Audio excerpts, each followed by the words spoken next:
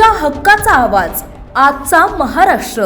दौंड तालुक्यातील केडगाव येथील प्राथमिक आरोग्य केंद्रात कुटुंब नियोजन शस्त्रक्रियेदरम्यान झालेल्या कथित निष्काळजीपणामुळे 22 वर्षीय विवाहित महिलेचा मृत्यू झाल्याची संतापजनक घटना समोर आली आहे। सध्या शस्त्रक्रियेसाठी गेलेल्या रंजना बाबू केसकर यांचा जीव गेला आणि 2 लहान लेकरांचे मातृछत्र हरपले। या घटनेमुळे आरोग्य विभागाच्या कारभारावर गंभीर प्रश्नचिन्ह उभे राहिले आहेत। रंजना केसकर राहणार खोरकर तालुका दौंड या 2 वर्षाची मुलगी आणि 1 वर्षाच्या मुलाचा सांभाळ करणाऱ्या तरुण माता होत्या। केडगाव प्राथमिक आरोग्य केंद्रात आयोजित कुटुंब नियोजन शस्त्रक्रिया शिबिरात त्या दाखल झाल्या होत्या। सकाळी शस्त्रक्रिया पार पडली, मात्र काही वेळातच त्यांच्या पोटात तीव्र रक्तस्राव सुरू झाला।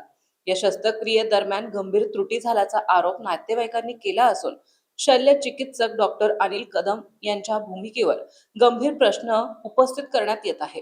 शस्त्रक्रिया चुकीच्या पद्धतीने झाल्याने रक्तस्राव वाढला आणि वेळेत योग्य उपचार न मिळाल्याने रंजना यांचा मृत्यू झाला, असा आरोप कुटुंबियांनी केला आहे। रक्तस्राव वाढत असताना रुग्णाची प्रकृती हाताबाहेर जात असल्याचं लक्षात आल्यानंतर रंजना यांना नांदगाव येथील प्राथमिक आरोग्य केंद्रात हलवण्यात आले।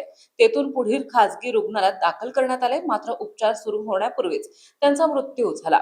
रक्तस्राव थांबला नाही, रक्तदाब वाढत नव्हता, असे वैद्यकीय अधिकाऱ्यांचे स्पष्टीकरण असले तरी ही केवळ निष्काळजीपणाची झाकपाक असल्याचा आरोप नातेवाईकांनी केला आहे। सध्या शस्त्रक्रियेसाठी गेलेल्या महिलांचा जीव कसा गेला हा संतप्त प्रश्न आता गावकरी विचारत आहे। घटनेनंतर संतप्त नातेवाईकांनी आरोग्य केंद्रात जोरदार गोंधळ घालत संबंधित डॉक्टर आणि कर्मचाऱ्यांवर कारवाईची मागणी केली आहे।